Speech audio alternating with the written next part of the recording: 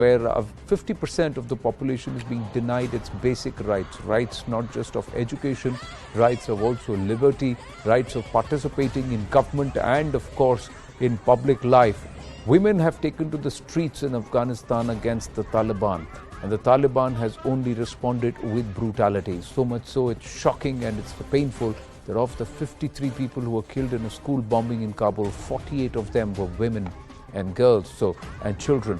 So that's the kind of brutality that's also now being meted out. There is no justice. Look at those visuals where Taliban are actually dragging women, pulling them with their burqa and their hijab and their veils, and also beating them up. This is the kind of treatment that is being meted out. Out on the streets, the women have decided that they want a say. They want a say in how their nation progresses, what their nation does, and they cannot be denied. We've got Mursal Nurzai joining us, activist and deputy chair lady in the Jung Union CSU. She's joining us from Germany. Mursal ji, namaste. Very, very shocking visuals that are coming through, but women have said we have had enough. These false promises won't last, and we want what is our right. And in the previous governments, women were active, not just in public life, but even in administration, in policing, in the army. All of that has been taken away from them, even basic right to education.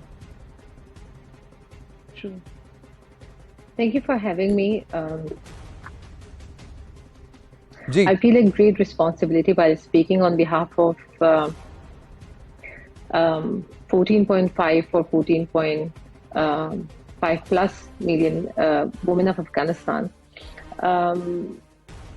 The tragedy of the story is right now that we do not know who to protect our people from. Right? The tragedy of the story is that we do not know whether you are probably well aware that no one has, in the recent event of the attack that happened 3 days ago, no one has taken the responsibility, neither Al-Qaeda nor the ISIS group or Taliban. Almost 14 months ago, when Afghanistan was taking over, when Taliban was taking over Afghanistan, and Afghanistan was undergoing a very hard phase again to be handed over to these extremist mindsets. A lot of Afghans, myself, we were saying, and we were emphasizing on the fact that Taliban has not changed. We were emphasizing on the fact that the history is going to repeat itself, and women and children going to survive. And not only women and children of Afghanistan, but the men and the young generation of Afghanistan are going to survive, are going to suffer from such events and from such brutal handover of Afghanistan to such extremist groups. A lot of people were thinking, or a lot of people were hoping that this Taliban, or this is the 2.0 version of Taliban, and they will allow women of Afghanistan to go for education. The children and the youth of Afghanistan will have a better future under their administration, and that it will be a different Afghanistan. I was opposing this ideology. I not only me, but a lot of the activists and my colleagues, we had discussions on this, that how blind one can be to think on the fact that such extremist groups can change themselves. Now, let's come back to the facts that what has happened the last 14 months. We have seen no progression, but today's Afghanistan is an Afghanistan that has gone back or set back 100 years, how it was 100 years ago. The women of Afghanistan are not allowed, or are not set free to go for education, to work. The children of Afghanistan are terrorized. mentally. The men of Afghanistan are forced that if they support their females, they will be taken in custody and they will be beaten up. Not only that, we can see that these kind of attacks are happening again, focusing on some. The last attack was in the western region of Kabul, in a educational institute of Taj, or forgot the name, Kaaj,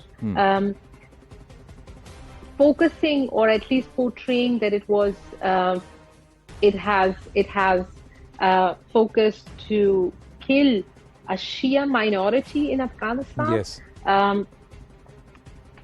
What is the impact of such kind of attacks? Let's first of all let's look at the facts. Those were students. Those could be the future of Afghanistan, where they were. They could have they could have come out of the university and become just engineers and make Afghanistan probably a better Afghanistan future, right? Yeah. The second thing is they were students. Why were they attacked? Why? What can you achieve by demolishing, attacking, destroying, killing children and vulnerable students? Yeah. Well, I can only see at this point of time that, okay, you do not want this nation to be educated. You do not want the youngsters, the youth of this country to progress, so that tomorrow's Afghanistan will be in better hands. The third thing, that you want to increase the fear in the hearts and minds of people and parents, so they must not send their children to such institutes to get education. And and now no one is taking the responsibility who has attacked that institute. A lot of the times we discuss about that Taliban, Al Qaeda, Khorasan, or let's say the Haqqani groups are probably they come under the same umbrella, or whether or not they are having disputes on who is taking over the power and who will be in charge of the country. Well, they might have their disputes, but to my understanding, they all work together. Yeah. And at this point of time, I think it's very important for them to increase the amount of fear in the minds and hearts of people, to increase dispute between Shia, Sunni, or Hazara and Hazara Afghans, or Pashtun Afghans, or Tajik Afghans. So when people start fighting with each other in the country, like a they small stay divided war, and they cannot unite against this tyranny. The other aspect is they also want to keep people, women especially, at home. So you step out, you'll be blown up. So you stay at home and you get regressive. So and you're right. You're saying that in the last 14 months, Afghanistan has slipped a few decades. It's not progressed, but it's not even where it was when the Taliban took over. Musul Nurzai, thank you very much for being so candid. It takes a lot of courage to speak up. Thank you for doing that. With that.